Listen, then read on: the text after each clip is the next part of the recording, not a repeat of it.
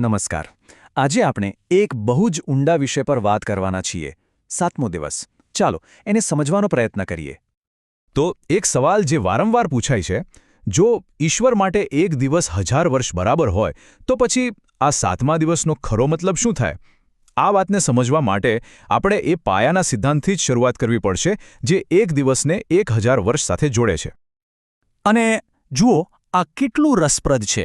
અહીં અમુક મુખ્ય શબ્દો છે, જેમ કે 7મો દિવસ, 1000 વર્ષનું રાજ્ય, નવું આકાશ અને નવી પૃથ્વી અને સ્વર્ગ.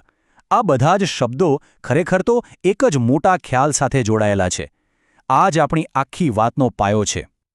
તો ચાલો હવે વાત કરીએ 1000 વર્ષના રાજ્ય વિશે. એક નવું સ્વર્ગ, પણ આ સ્વર્ગ હશે કેવું?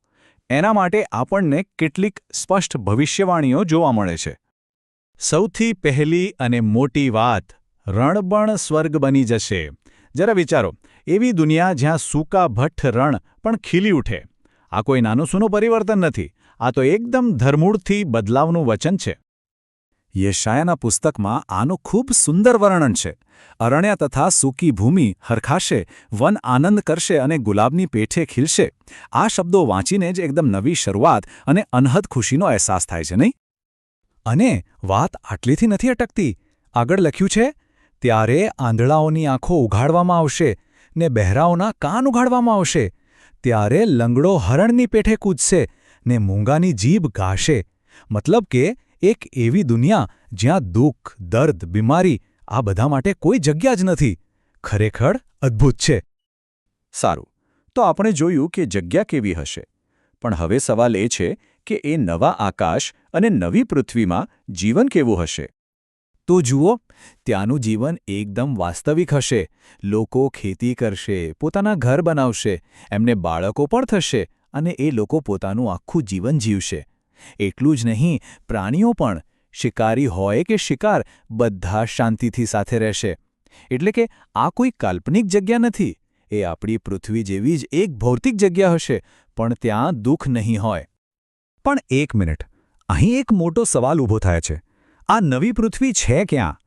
શું એ આપણી આ જ પૃથ્વી છે જેને સુધારી દેવામાં આવશે, કે પછી એ બિલકુલ નવી જ જગ્યાએ બનેલી કોઈ રચના છે? આ બાબતે બે અલગ-અલગ મત જોવા મળે છે. એક મત એવું કહે છે કે આપણી આ પહેલી પૃથ્વીને આગથી શુદ્ધ કરાશે અને પછી એને જ નવી પૃથ્વી તરીકે પુનઃસ્થાપિત કરવામાં આવશે. પણ બીજો મત એવું માને છે કે કારણ કે 1000 વર્ષ દરમિયાન પહેલી પૃથ્વી તો બળી રહી હશે, એટલે નવી પૃથ્વી કોઈક સાવ અલગ જ જગ્યાએ બનાવવામાં આવી હશે.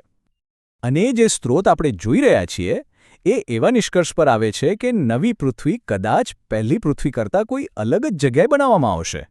આ એક રસપ્રદ વિચાર છે. અહીં એક વાત ખાસ યાદ રાખવા જેવી છે. આ જે નવું આકાશ અને નવી પૃથ્વી છે એ હંમેશા માટે નથી.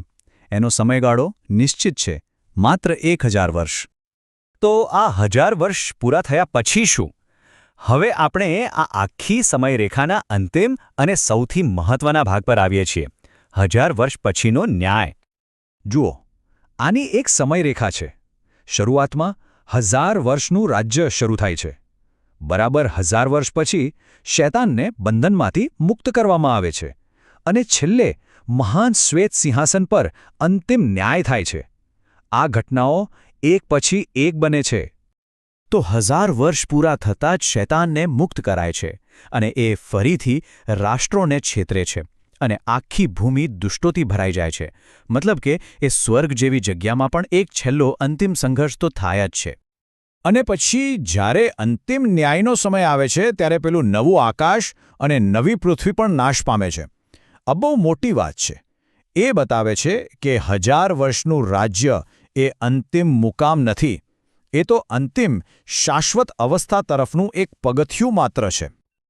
તો હવે સૌથી મોટો સવાલ, આ 1000 વર્ષની ભૂમિમાં પ્રવેશ કોને મળશે? ત્યાં કોણ જઈ શકશે? ત્યાં રહેનારા લોકોમાં મુખ્યત્વે એવા શહીદ સાક્ષીઓ હશે જેમને આ એક પુરસ્કાર તરીકે મળ્યું છે. પણ બીજા એવા લોકો પણ હશે જેમની શ્રદ્ધાની કસોટી થવાની બાકી છે, જેમ કે વધસ્તંભપણનો ચોર. આ લોકોને જે શરીર મળે છે એ આત્મિક હોય છે, અંતિમ આધ્યાત્મિક શરીર નહીં. અને એટલે જ તેઓ હજી પણ શૈતાન દ્વારા લલચાવી શકાય છે, પાપ કરી શકે છે અને એમનું મૃત્યુ પણ થઈ શકે છે. પણ એક વાત સમજવા જેવી છે. આ બધા પુરસ્કારો કાયમી નથી. એ અસ્થાયી છે. કેમ કે જ્યારે મહાન શ્વેત સિંહાસન પર અંતિમ ન્યાય થશે ત્યારે બધા જ સંતોને એક સમાન કરી દેવામાં આવશે.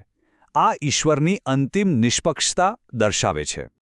અને આ આખી વાત આપણને અંતમાં એક બહુ મોટો સવાલ પૂછે છે. શું કોઈ પોતાની 100 વર્ષની વફાદારીના બદલામાં 10 લાખ વર્ષનો પુરસ્કાર મેળવવાની અપેક્ષા રાખી શકે?